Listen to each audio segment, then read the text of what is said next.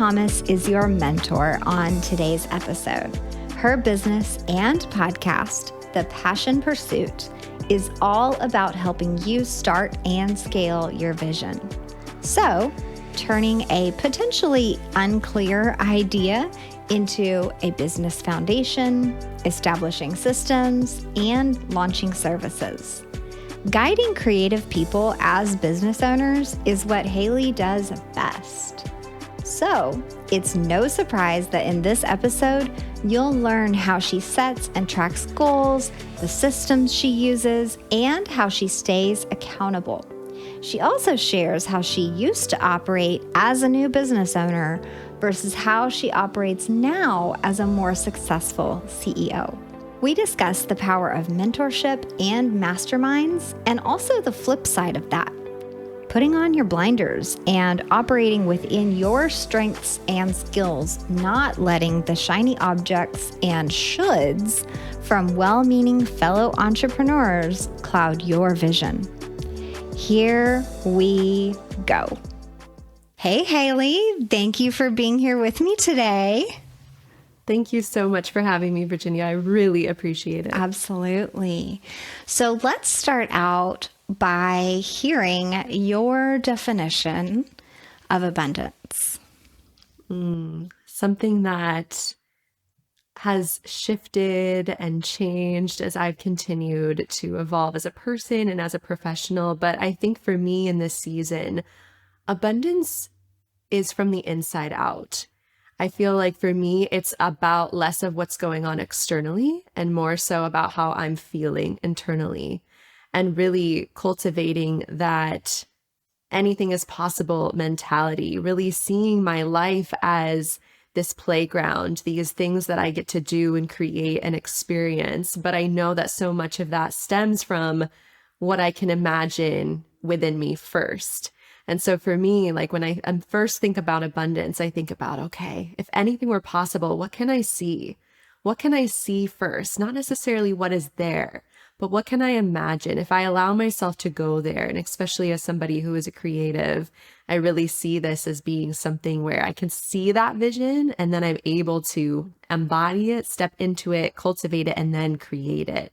And so for me, it's a feeling. It's a feeling, and it's hard to describe, but it feels good. It feels expansive. It feels exciting, exhilarating, sometimes scary, but it feels good. Yeah. So with that definition in mind, were you always able to see where you were going, or this vision of abundance? Or what did you have to shift before you could see that? I love this question. I've always been someone who has the wildest, crazy ideas. My poor husband, I feel like he's been the one who's on the other side of hearing all of my crazy ideas. And I always think I've seen the bigger picture, but I don't think I always had the belief to back it up. So for me, that's been the shift. I've seen it, but to think like, oh, I could have that? It could be possible for me. Like I would notice it in other people. I could sense that there was something bigger. I could imagine, but there was still that block of, but I can also have that. I can also cultivate that. And so I think for me, the shift came from one, getting myself around other people who were paving that path, who were creating that example to see what was possible, especially coming from a family that was not of entrepreneurs, right? I didn't even know entrepreneurship could be a path for me until I allowed myself to see it first. And so starting to be around that community and absorbing all of that, and then starting to ask, well, why not? Why not me? I think we always ask, well, how, or, how could I do this? Where could I start? And we're always kind of going through the motions of trying to figure it out before we even begin. But for me, it was coming back to this question of, well, who am I not to be able to do this, to create this, to move forward? Yeah. I think you hit on an important point there. Instead of asking how, I've been reading a book lately called Not How, Who, or Who Not How. There we go. Who Not How. Have you read that? I have it on the top of my list. It is. I keep hearing about it and I'm like, okay, I need another confirmation. I'm like, I need to get this book. Yes. And I think that's where we get stuck is, how can I do this? How can I get there? How? And when you ask how, the underlying meaning of that is, or the underlying instruction there to yourself is that you have to be the one to problem solve that. And I don't think I figured it out for a long time, but often the community of entrepreneurs has solutions that you don't have and can help you brainstorm around those things. And going towards the who, not how, is that there's someone else who has the answers and the action and the personality and the resources that could do it for you, instead of you sitting here spinning your wheels thinking, how do I get there? How do I get there? How do I get there? So with that in mind, what shift have you made in your business as far as, or stop asking how you do something and maybe shifting around community or who could help you, or tell me how you've gotten over that hump. Community is everything. I truly firmly believe like we are not meant to do this alone. And one thing we don't realize as creatives and as entrepreneurs is we step into this role with the desire to do more of the thing that we love the most, the thing we want to create, the service that we want to put out there, the product we want to build. But we don't realize that what comes with that are all these other hats that we did not know we were going to wear in the process. For example, I love to speak. So it makes sense that I'd want to start a podcast. Is it my desire or knowledge to do the tech side, to figure out the editing, to figure out the show, like all these other pieces that come with it? No. And that oftentimes can prevent me from really stepping in and doing the thing that I'm really feeling called to do because I'm trying to do it all on my own. And I will say for me, this has been a continuous layer after layer being pulled back of, okay, I can let this help in. I'm allowed to receive this support. My dreams are worthy of having more to help back them than just me. This dream, this vision that I have is so much bigger than myself. Of course, it's going to take more than just me to bring this thing to life in big and small ways. So for me, it was that shift, but I think as well as I started to see evidence of when I would let in that support, whether that be advice from a mentor, support from my husband, this, someone coming in to help me with a part of my business or to take it completely off my plate and do it. When I started to see the space that created for me to continue to stay in the realm of what I love the most, and allowed me to really own my own superpowers. Not only did I benefit internally, but on the external, it was beautiful to witness somebody else have the opportunity to step into theirs. And so then it was like this beautiful co-creation of recognizing that me letting go of control of every single part and allowing somebody else to take the reins is giving them the opportunity and the permission to step into what they're being called to do. Yeah. And what a beautiful opportunity that is. I love that. Have you ever pictured yourself having your own show? Maybe it's time. This show is edited and produced by podcastabundance.com. And if you like what we're doing, we can do it for your business too. I'm Virginia Elder, and I've been helping entrepreneurs start podcasts to market their business since 2019. I coach you through branding, structuring your episodes, workflow, and recording your podcast. Then my team and I professionally edit your audio and video so that you don't have to. We'll even write your episode descriptions and titles so that when potential customers turn to Google, your show appears in their search results. Establish authority in your niche, expand your reach, and create a library of helpful content for potential and current clients, all with your own podcast. I'm here to hold your hand and make podcasting the exciting, up-leveling experience it should be, skirting you past the tech and software struggles too. Take the first step by booking a call with me using the link in the show notes or by visiting podcastabundance.com. Now, on to the rest of the show. So you hit on something like, of course, this vision is so big. It makes complete sense that this takes more than just me to bring this to fruition. I feel like that's just a shift right there, because you go from thinking this is my business, my vision, I have to do it all, but knowing that this vision is so big.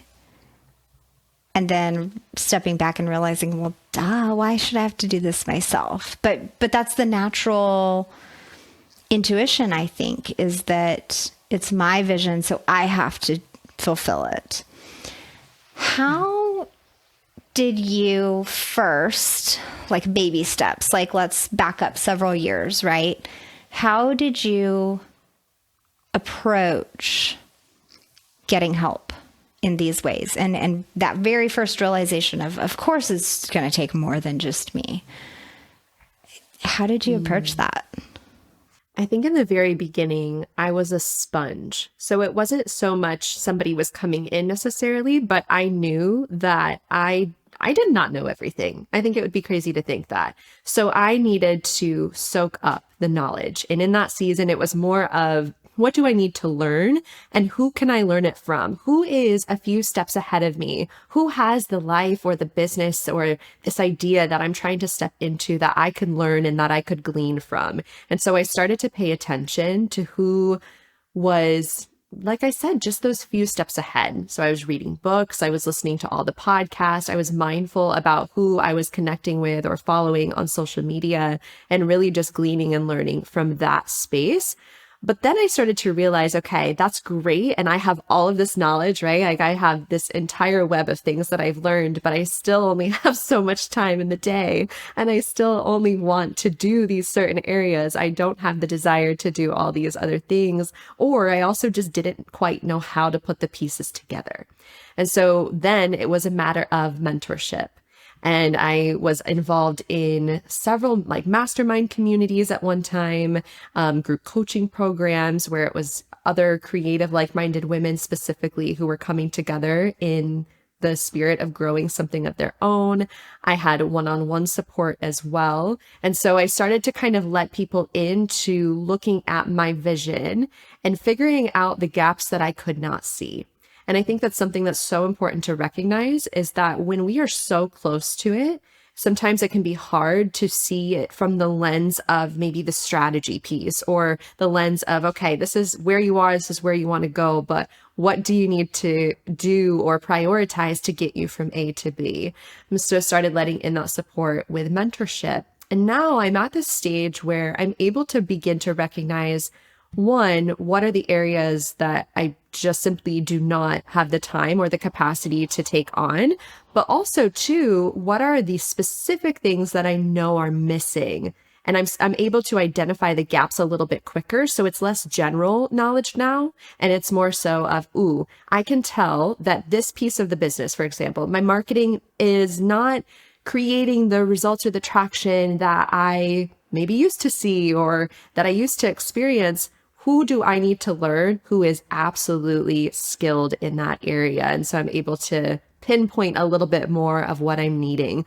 But it wasn't always that way. It definitely was more general in the beginning. Yeah. Thank you for walking us through that shift, because I agree. I think in the beginning, it's important to just be a sponge, like you said. Just educate yourself, figure it out.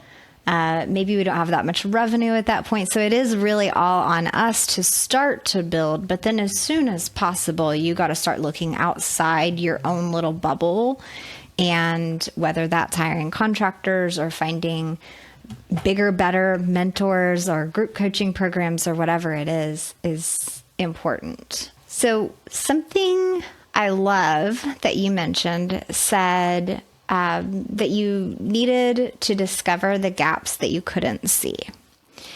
You also mentioned earlier about focusing on your realm of tasks or management pieces that you are good at. So your zone of genius. How did you figure out your specific zone of genius? Did you go through a specific exercise, or how did you even get to that point where you said, these things are good for me, these things aren't, I should be doing these, I shouldn't be doing those? Like, how do you even get there? This is such a good question. And it's so wild, the timing of you asking this, because just yesterday, I kid you not, I actually went back to a workbook that I had co-created years ago that walked women through this exact process. And I was like, I want to go back to the core. I want to go back to the foundation. So I just did this myself again, right? It's always an opportunity to realign.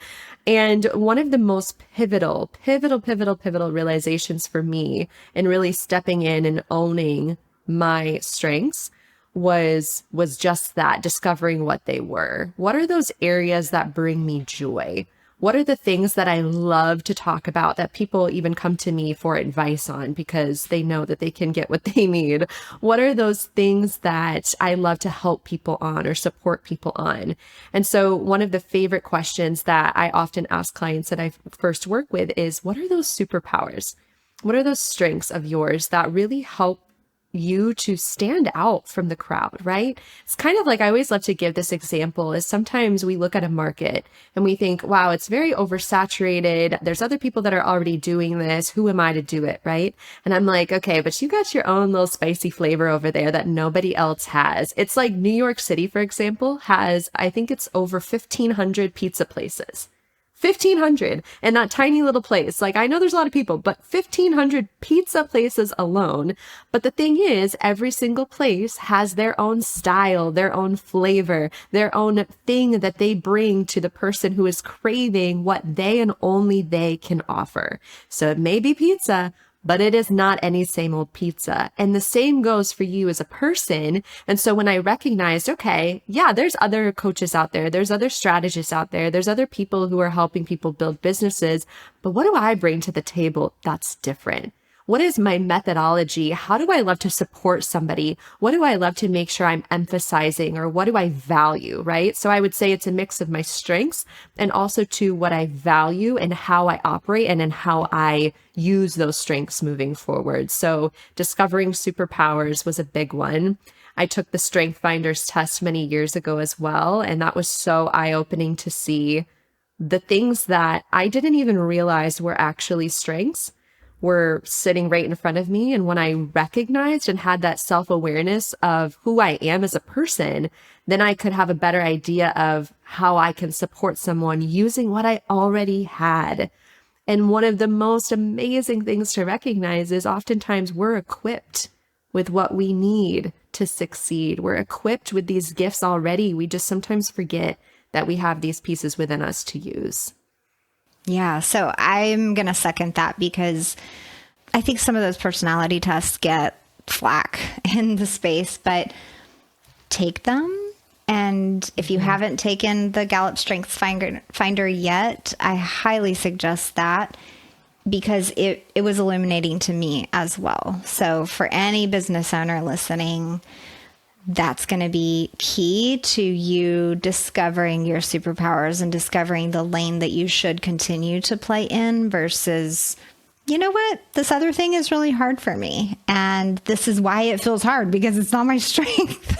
I should give that to somebody who that is their strength. That was a big shift for me. We're always looking, I think, at what we're lacking, at what we need more of, at what we're not good at. And I think that we're not meant to play all these different parts or to be all these different things, but to really understand and see that, again, you have everything you need within you to succeed. And when you recognize that and lean into what you have, lean into those superpowers, everything else starts to become a lot easier. Yeah. It really, really does. Absolutely. And something else you mentioned is the power of masterminds, group programs, mentorship.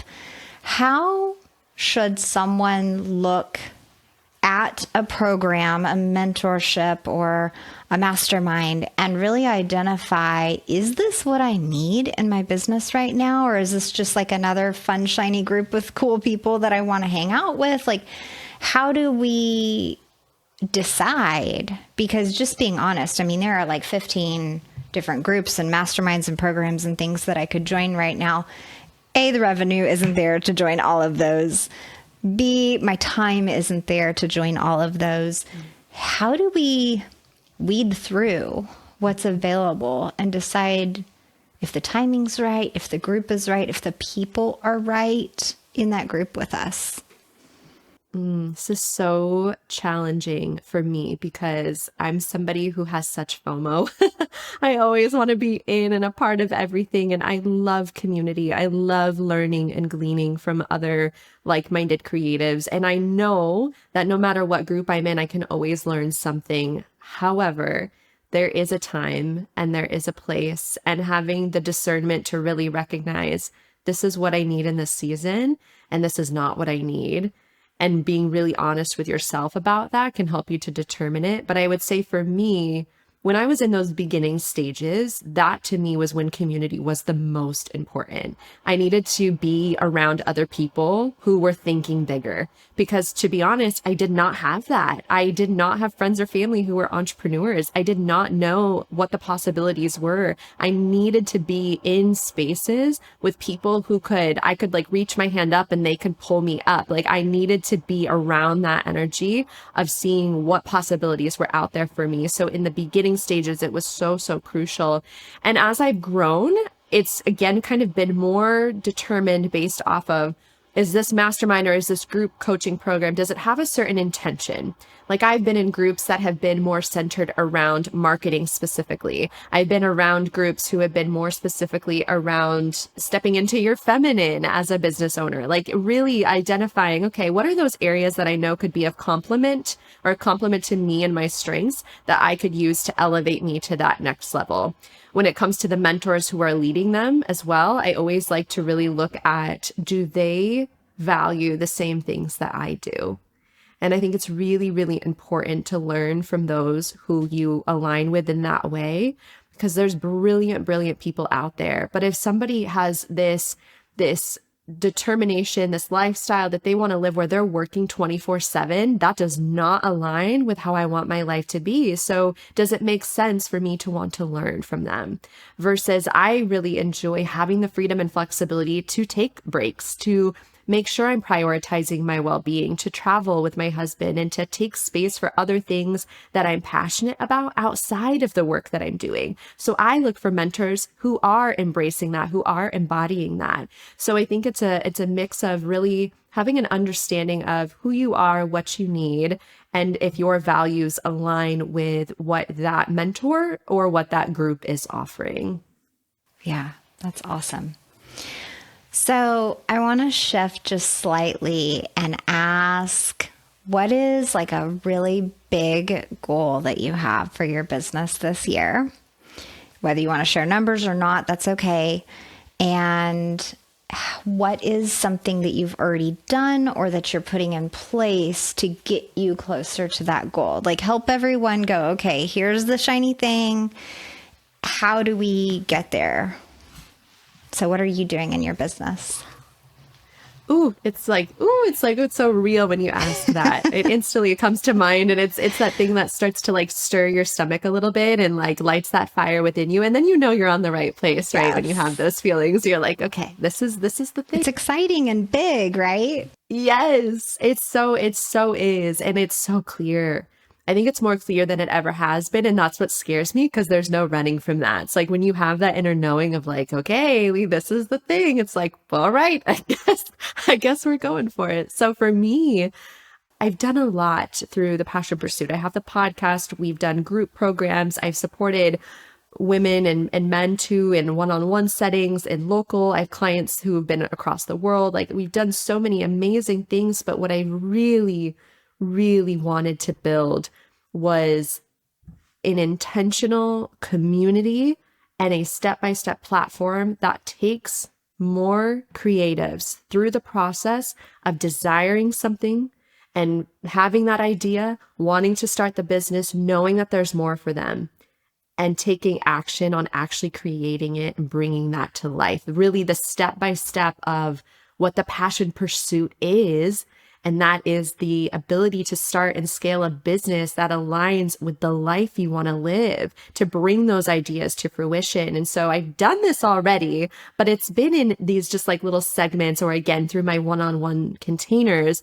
But I really imagine this program that is almost like a school, right? Like almost this school for entrepreneurs, a school for startups, for those to go through the process and to be supported in community with like-minded people who are either at the very beginning, maybe a few stages in, but collectively can glean and learn so much from each other. And so that is this vision. It is this one-to-many massive program with a huge community, a huge curriculum that I know will be an absolute game changer, because I've already started to map this out. And I know that these pieces have already made such a huge impact on clients that I've worked with one-on-one. But to build it to this level, the tech that's behind it, even just like the curriculum, making sure that I'm adding in everything that I can, and that there are no missing gaps, because I want this to be really that one-stop shop for somebody who desires to start something of their own in a service-based business way. So the steps that I've taken so far to do that, I'm giving myself permission to make this process as slow and as spacious as I need it to be, which is very uncomfortable for me, because I'm often somebody who likes to plan and I like to go, go, go. But for me, I'm like, this is too big and too important for me to rush the process. So I'm really embracing creating space to dream, creating space to really think this through. What did I experience back in the day when I was building and starting out, and kind of remembering and walking through that timeline, looking back at old things I posted, really getting myself back in the shoes of the person that I'm wanting to reach through this program. So I would say space. And then the other side of things would be, I'm asking questions. I'm asking questions from those who are already business owners, and really seeing, hey, when you were in this stage, what do you wish you would have known? Yeah. What did you learn? What, if you could go back and tell yourself one thing in those beginning stages of pursuing your thing, like what would you have told yourself? What do you wish you would have known? Just really gleaning some market research from those who are in that stage. And then also too, asking questions of those who are my ideal client and seeing what they really need. So it's a lot of connection, a lot of conversation. And really, I'm just like in the major creation mode right now, in the cave of creation, and trying to just trust and honor the process. That's super exciting. Thank you for sharing that. I think so many Thank people you. have this big vision of what they want to create, and they're like, how do I even get started, or what are the steps to take? And I think it's really natural for us to, like you said, just jump in and go 90 miles an hour and go, go, go. And I've got to create it within 6 months and put that pressure on ourselves. So it's refreshing to hear someone say they're allowing this to take the space and time that it needs to create. But I want to flip it on you just a little bit and say, okay, so you're discovering and having these conversations around what did you need to know when you started, or what was like the big game changer in your business. So I'm going to ask you, Haley, what was the big game changer or thing that you wish you knew a year ago, 2 years ago? What was the thing that made life so much easier, made everything make sense? A tool, a way that you operated, maybe a calendar hack, or give us that thing that was like, I wish I knew this. There's two things that come to mind immediately. One is I wish I had, I kick myself sometimes because it's kind of like cleaning up the mess that you've created, but I wish I had better systems, for sure. I wish I had some place to organize my ideas rather than them being in some journal, some place in my phone notes, a voice note here, a voice note there, somewhere on a computer document or a Google Doc. Like I wish I had one hub where I could place everything that was present, everything that came to mind. And then I'd be able to really see, okay, Is this a right now thing? Is this a phase 1 thing? Or is this like future vision? Because the passion pursuit for me is something I'm continuing to create through my life. I see there's an evolution here. And sometimes when we're in the visionary mode, we're often thinking in that like phase 3, phase 4 and beyond mentality. And so to be able to really see all these ideas and then to discern, okay, this is a right now, and this is going to be on hold. There's more to be revealed that I need to press pause on this, but I'm not going to let it just like drift away. It's in its holding spot in the moment. And so the system to hold everything and to organize it in more of a project management way. But I would say the other thing for me, and if I could go back and tell myself this, and I think with this season specifically, I've been in a really beautiful reflection and realignment period. And what I'm noticing is I'm going back to the initial ideas, the initial core, the initial mission of what the passion pursuit was always meant to be. But somewhere along the way, things got a little bit cloudy, layers started coming on, things I felt I should do or should create started being stacked on. And I think that is one thing when you are learning and gleaning and in community with other people, it can be really easy to have that shiny penny syndrome. And I don't mean just in investments, but I actually mean in creating. Because it's easy to see one person doing it some way, one person showing up in this way, one person telling you this is how you should run your business. This is how many times you should post on Instagram. This is what the new trend is. This is the ideas that we should be creating. Like all these different layers start to come on, and you all of a sudden are creating something that maybe it doesn't even align with what you wanted in the first place. And so recognizing even that recently, I didn't get too far off track, but I started to recognize, okay, wait a second. This is not feeling like it used to. Something is not right. And when I came back to the core, I was able to discover that there were just a few layers that were put on. I began to trust myself less, to turn inward less, because I was so busy listening to all of these voices, opinions, thoughts around me. And it wasn't that they were wrong. There was no right and wrong. It was not mine. I was not tuning into my own inner voice, my own ideas. And so if I could go back and tell that younger creative me, I would say you have got to put your blinders on sometimes and trust yourself. Yeah. Yes. 100%. I think we all, whether we're seeing things online, like, oh, look at her new website. It looks so great. Oh, I wish I had a new website, whatever it is. I'm just making up something because websites, can be this big new debut and everybody's sharing their fresh photo shoot on social media or whatever. It makes you think you have to do that. When really your pictures are just fine. Your website is just fine. If people are clicking and buying and doing the thing that they need to do, it's working. Maybe we don't need to focus our energy there. Let's not get distracted from the original mission. Did you have to go back and rewrite your original ideas and mission and clarifying statements and all that to go, okay, hold on. What was the point of this in the first place? Because you mentioned going back in notebooks and looking back at things. Were you able to find a space where you had written a very clear vision? Because I think that's sometimes what's missing, is that even when you go back, it wasn't written down. It was just this idea, and that's why it was so easily changed, misguided, right? Redirected by others, which, yes, they have well-meaning advice, right? But I think sometimes the problem is that it wasn't written down or organized. Like you said, systems are important.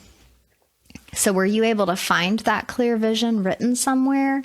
And then the follow-up to that is, what system do you use to organize your ideas now? So interestingly enough, where I really hit that point where I was like, I need to revisit some things from the past. I actually had a call last week a 90-minute call. And I don't normally offer those. So the way this all came to be was very weird, but it was something I used to offer in the past.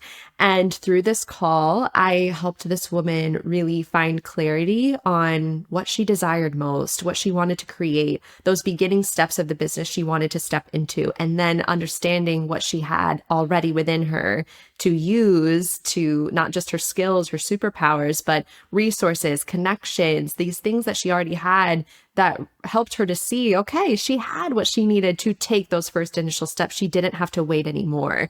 And so going from her starting this conversation feeling like a little bit lost, a little bit unsure, feeling really stuck, to all of a sudden by the end, in those 90 minutes, being so crystal clear, having so much confidence, her cheeks were so sore, she said, because she was smiling and buzzing so much with excitement and passion, and recognizing how exciting on my side of things to help somebody remember who they are and discover what brings them joy and help them to see that they have the ability to make this their life.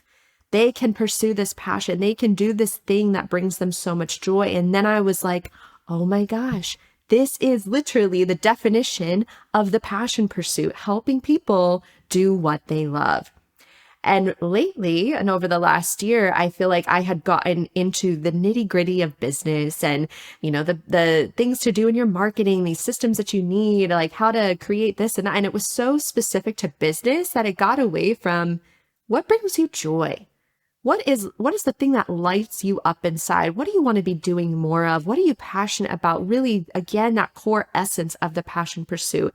And it's not to say those other pieces aren't valuable. I think it's a very small tweak. I don't think I'm that far off by any means. We haven't strayed too far.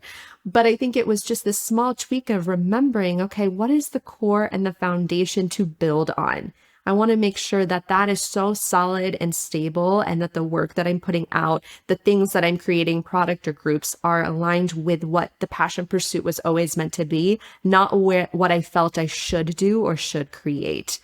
And so I think for me, I did go back because of that interaction, and I started looking through past things I posted on Instagram, past notebooks, and it was in there, and it was in there several times across all of these platforms. Like, it was so clear, and I was almost kicking myself because I was like, Haley, this is so obvious. It's everywhere that this is what the passion pursuit is. I think I don't know. I just had kind of gotten myself in this space where I was just looking externally of like, okay, where should I go next? Instead of looking at all of this evidence and all of this that I had already created and made. I was just looking in the wrong direction. So it was there. And now with that, I'm like, okay, where can I plaster this? That there's no way I can ignore it. It's like front of my face. I want to make sure it's somewhere on my office. I have these big whiteboards over here. So I want to make sure I write it somewhere and it is like stable there in my office. But for me, where I do organize my ideas and I break things down in more of a structured way, is I use Asana. It's a similar project management tool, similar to Trello or ClickUp. But for me, Asana has just always been very user-friendly. And so I go in there, and every year I map out my year goals and what I want step by step in revenue, how many speaking opportunities I'd love to do this year, collaborations, are there new products, do I want to make a new hire? Like, I put all of the big picture things for the year. And then the next column, I say, okay, quarterly. What makes sense for quarter one's focus? Because we can't do all these things. So where are we starting first? What are we prioritizing? How am I breaking this down into a bite-sized piece? And then I break it down even further. January, February, March, that's quarter one. So how am I mapping this and using this across the full time frame? I want to maximize every ounce of quarter one. I don't want to get to the end of March and be like, oh my gosh, I'm so behind because I didn't plan. I want to see every aspect of my goal laid out and broken down into these tiny bite-sized pieces so that I'm not paralyzed before I even begin because I have too big of a thing to bite off. Like, I want to make it really easy and tangible. So breaking it down that way, breaking it down into tasks, I just continue as small as I can make it to where it's something that I could say, okay, I can do this tomorrow.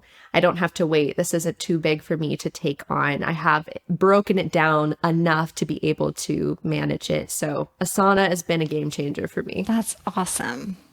Okay, so we use Asana for client work with my team, but I haven't used it in this way. So that's really, now I'm just like so curious. Now I just want to open up Asana and like see what I can do. So thank you for sharing that. That's awesome. One thing I want to ask is, inside your business with these goals in Asana, do you share that map of your goals and tasks and all that with a team member? Do you have a VA that helps you? Is there accountability inside your business for these things? What's your next step there? This is such a good question. And this is an area that as I continue to let in that support, am working on this part of it. And so for me, I don't know how. I've had people come in for certain parts. Like I do have somebody who comes in to support my podcast. I have somebody who supports me in like the marketing sense, but I have not actually had a VA yet, which is wild to me because there are many things that I would love to delegate right now and honestly could. But I think for me, part of what I mentioned of wanting to tell past me that I should do is to have better systems. And it was hard for me to understand what I could delegate because for me, my systems on the back end were so unorganized that if someone were to come in, they would be lost just as I was too. So the last, I would say 6 months, 6 to 8 months, I've been really intentional about, okay, what are the systems and processes that I'm setting up so I can see what is repeatable to know what I can delegate. So I'm on the verge. I'm very close to bringing in that support. But I will say from the accountability standpoint, I do have 2 people who they're just fellow creatives. We're not in any sort of program together or in any sort of mentorship together. We're just good friends who are on similar paths, who desire to hold each other accountable. And so I meet with one every other week and I meet with the other here and there as well. I would say the one every other week, we're on a schedule. We've got this is week 1's checklist. This is week 2's checklist, but we keep each other accountable and we have that support system that we just built on our own. And that's been a huge game changer for making sure we're moving the needle on the things that matter and that are the things that we set goals for and not just creating busy work for busy work's sake. I want to be super intentional with how I'm using my time. Absolutely. I love that. That is so cool. I love your little accountability friend meetup situation. That is so fun. And I think that's important. Okay. We often, and I've made this mistake in the past too, looked at these paid masterminds, paid groups, paid things, thinking I need that. How do I afford it? How at the time, their meeting schedule doesn't match up with my schedule. I already have a recurring meeting at that time. This isn't going to work. And so I'll get in this spin. And it really helps for you to say that you have just some friends that you're being accountable with to their business and them to your business, because it doesn't always have to be this paid group formed organization thing that you're joining to get the help and instruction that you need. So I think that's really freeing. And thank you very much for sharing that piece.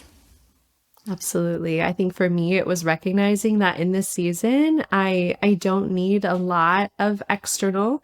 I really just need accountability. I'm not in a season of consuming or in learning. I have so much. I'm overloaded with information and skills and processes and everything that at this point, I want to turn inwards to what I have. However, I can create accountability through the friends that I've made through the years. We have each other. And I think sometimes we forget that we have the ability to create what we need and to lean in on each other from those that we've connected with already. Yeah, I agree. That's awesome.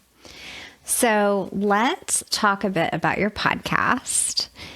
When you launched your podcast, what was your approach to adding this extra layer of, many to-do lists, right, to your already busy workload? And I know you said you have somebody help you with your show. Was that always the case? Walk us through those early phases of I have a business. I know I want to speak more about my business and about how I'm helping people, but how do I get there? How do I do this? Talk to us about your thought process there and how you got started with your show. No, I love the podcast. It's a labor of love, but it is one that I have absolutely loved. It's such a beautiful journey. And it's something that I wanted to do for years. I honestly think I wanted to do the podcast before I even had an understanding of what services and offers I was going to have. Like, I knew I wanted to speak. I knew I wanted to share more. I loved listening to podcasts, and I kept imagining how cool it would be to have a show of my own. Like, I've always been so aligned with that, but I kept putting it off because I didn't have the time. And I didn't know like what to do in terms of some of the tech and like how to actually make it happen. And again, continuing to try to do it all on my own, I kept putting procrastination on this thing because I recognized that I either had to take a significant more time to figure it out, or I had to find somebody who could help me. And it wasn't until I came together with a group of local entrepreneurs. I lead our local Rising Tide chapter, if you're familiar. So we have different chapters all over the country, but it's just a group for local creatives and entrepreneurs to come together. And so I lead our local one. And with that, I had met this man who was a fellow creative. He was a videographer, photographer, loved content creation, and wanted to be a part of helping more creatives. So we got talking about different goals and things that we wanted to do. And he's like, well, what if I helped you start your podcast and you helped me from like the strategy standpoint? Because he needed business coaching. He needed like the systems and the structure and really mapping out his vision and figuring out the step by step. So we did a trade. And what a cool thing and experience that has been for both of us to see how we've been able to support each other with skills that we had. But truly, like, I think about this, I think I would have still been wanting a podcast, but I don't think I would have had one if it had not been for me allowing that support to come in and for us to be able to work together. So he has been with me in it from the start. And I'm so, so grateful for that support, that push to do it. And so with that, I always saw it as being this extension of not only sharing my own faults and journey and processes and everything that I could share that would support another creative, but I wanted there to be a space for others to share their story as well. Because I think when we are beginning something of our own, we just need to know that, one, we're not alone, truly, and that hearing another person's story can help you to see that it is absolutely possible for you too. Like the stories that I've heard on the podcast, the things people have overcome, it just reminds you that there can be so much against you, so much adversity that you have to overcome, and yet they still came out on the other side. So I just want to give people hope with that they absolutely can do the same. Absolutely. And when it comes to creating your show, you got help. What did you do on your end of the creation piece of the podcast to help make it efficient, or to ensure that when you sit down to record, you know what you're doing and you have a system around that?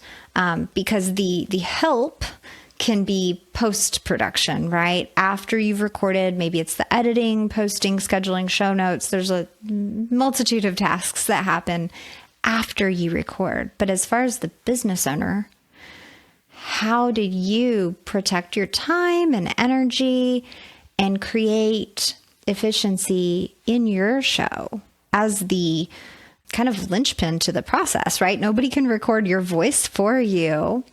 So that can't expand into this, unlimited amount of time.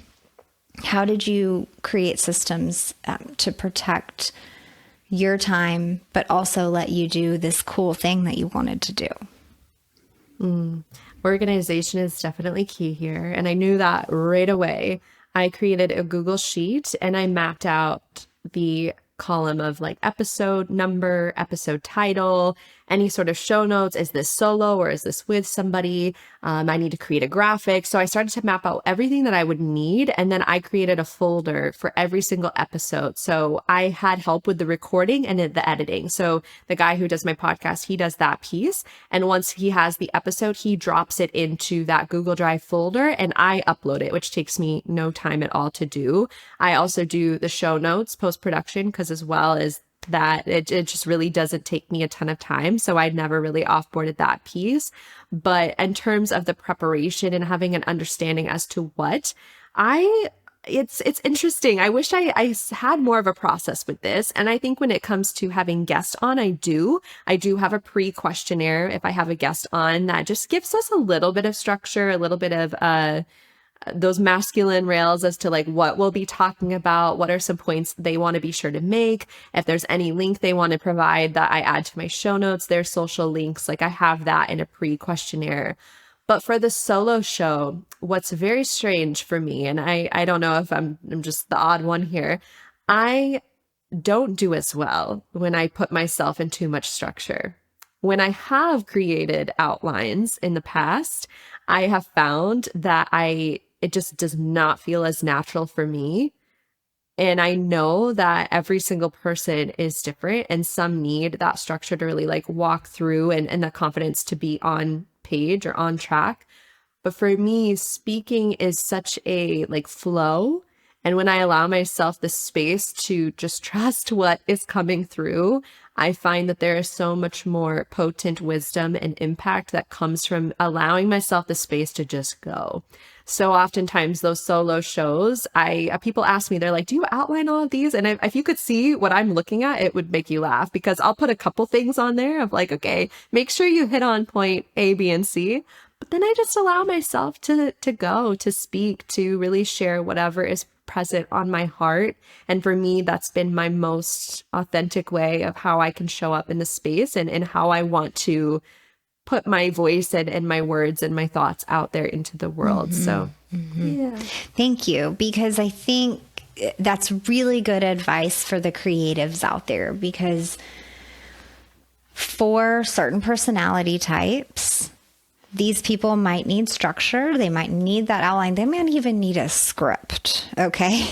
But then there's this other lane of people that generally identify as creatives, which are your ideal clients, which includes you, that structure makes them feel kind of boxed in and a little bit too, like the guardrails are too tight. And so to prevent that, they need that freedom to say, you know what, I can get on here and I can riff for 30 minutes and my editor can take care of things and allow that flow. So that's really good advice, to realize that podcasting is for everyone, but you may need to approach it differently. Whereas some people might really feel that they need that outline and script, and then other people need to feel like they have some freedom. So I think that's really important. But then you also said, hey, this doesn't mean I'm just doing this unstructured, willy-nilly, no organization whatsoever, because yes, there are a bazillion moving parts and checkboxes and things that have to be done for a podcast to be consistent and to have guests on and to be able to represent them well.